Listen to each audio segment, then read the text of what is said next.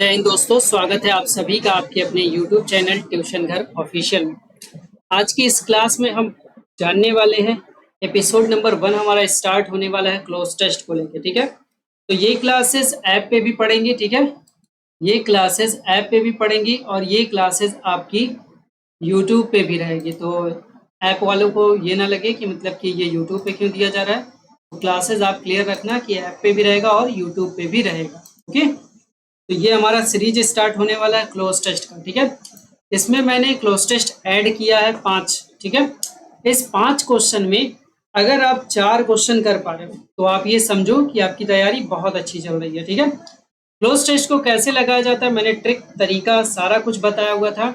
आज के पहले क्लोज टेस्ट के क्वेश्चन को हम लोग देखते हैं। ठीक है, उससे पहले अगर आपने मॉक टेस्ट अभी तक ज्वाइन नहीं किया है तो देखिए, मॉक टेस्ट के लिए 99 रुपीज़ का मॉक टेस्ट आपके 25 सेट कवर किए गए हैं। इन 25 सेट को आप लगाइए और देखिए आपके 100 नंबर में ओके कितने नंबर्स आ रहे हैं, जो कि इस बार के पैटर्न के बेस्ड पे हैं। पहला क्वेश्चन आज का देखते हैं। ये देखो, ये एसएससी एमटीएस का क्वेश्चन था, पेपर में 2023 के मई के मंथ में ये आया हुआ है। तो इस क्लोज टेस्ट में, चूंकि आपको पता है इससे पहले 5-5 अब क्लोज टेस्ट आने लगे हैं, तो इस क्लोज टेस्ट में भी देखेंगे कि शुरुआत कहाँ से हो रही है। तो बहुत ध्यान से आपको चीजें समझनी भी है। आप इसका आंसर लगा के कमेंट करके जरूर बताइएगा कि आपका इसमें से कितना सही हो रहा है। ठीक, आपका इसमें से कितना सही हो रहा है ये आपको बताना जरूरी है। बहुत सारे लोग कमेंट नहीं करते हैं, देख लेते हैं, कमेंट जरूर किया करो। ठीक है, तो देखो लाइन क्या लिखी है, लिखा है a young man walks towards me. कह रहा है कि एक युवा व्यक्ति जो है मेरी तरफ चलता हुआ आ रहा है या चल रहा है। ठीक है, मेरी तरफ चल रहा है, मेरी ओर चल रहा है। With a stick slung across his back.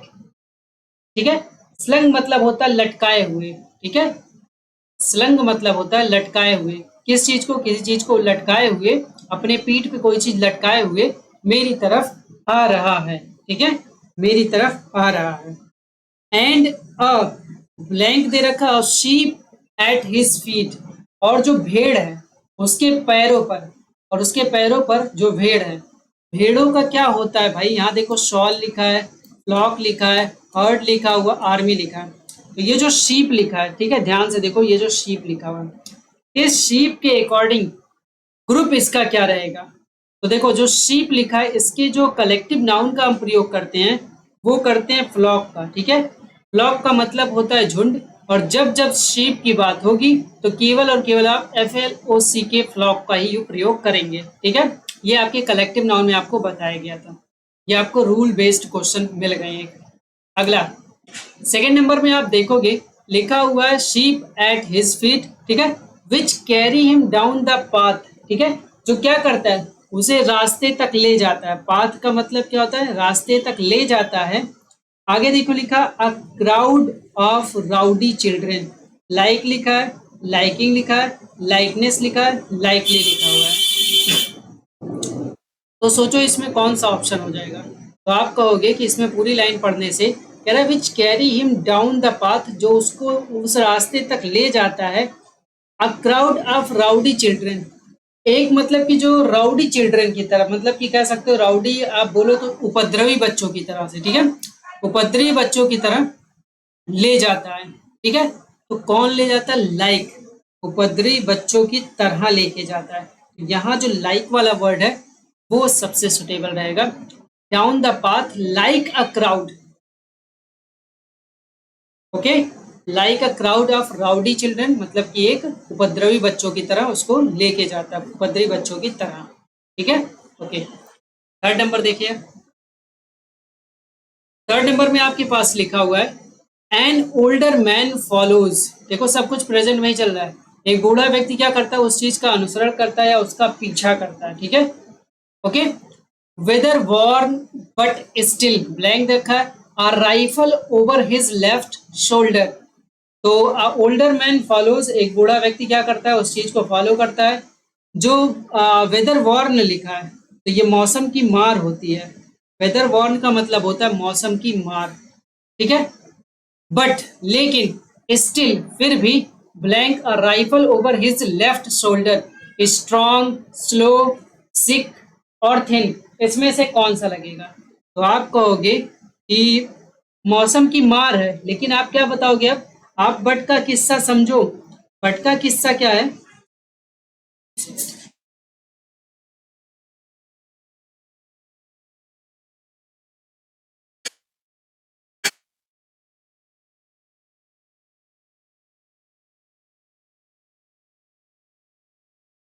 फिर में यहाँ पे मंकी बड़ा खतरनाक रहता है, तुरंत आ जाता है। दरवाजा अगर क्लोज नहीं रखेंगे तो मंकी आता है।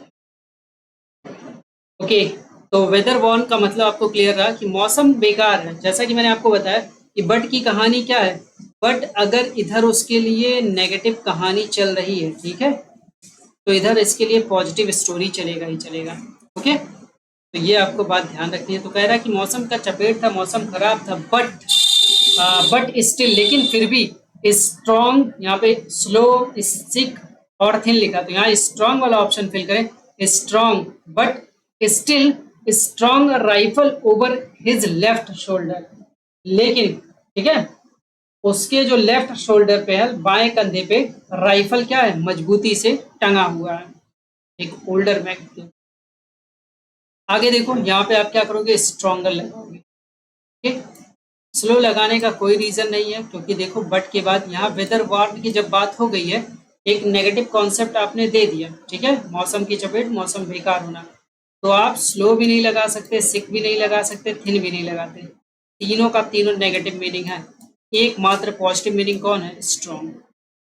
आगे चलते हैं।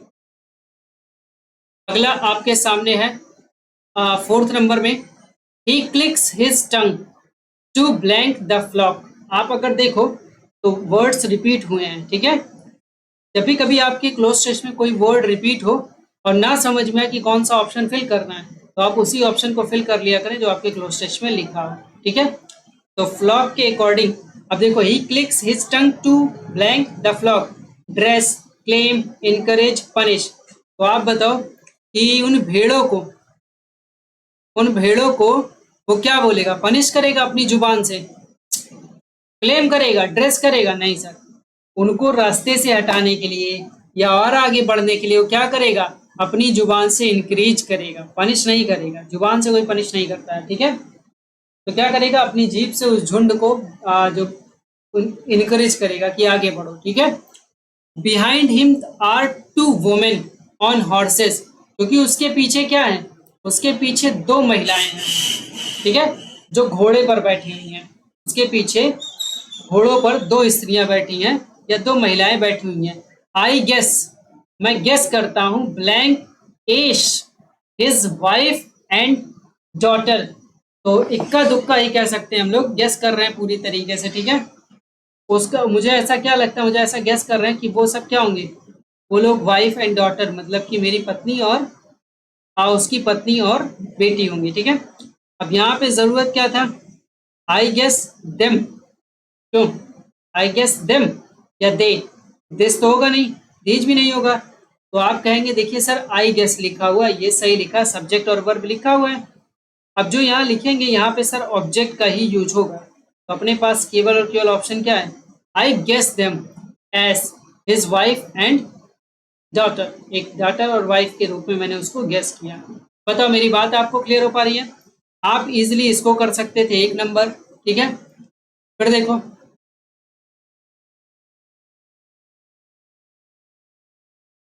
आप इस दूसरे नंबर पे शायद फंस सकते थे, लेकिन ये भी कर सकते थे। थर्ड नंबर आसान था, नेगेटिव पॉजिटिव देखना था। फोर्थ और भी आसान था, फिफ्थ वाला भी आसान था। तो आप कमेंट करके बताओ मुझे कि आपका कितना सही हो रहा है, क्या इसमें आप 4 कर पा रहे हो? और अगर आपने अभी तक ट्यूशन घर ऑफिशियल ऐप नहीं इंस्टॉल किया तो ज़रूर ऐप को इंस्टॉल करें, और मुझे व्हाट्सअप करके भी एसएससी स्टैनोग्राफर से रिलेटेड चीज़ें आप जान सकते हो। टेक केयर, आज की क्लास में इतना ही। जय हिंद।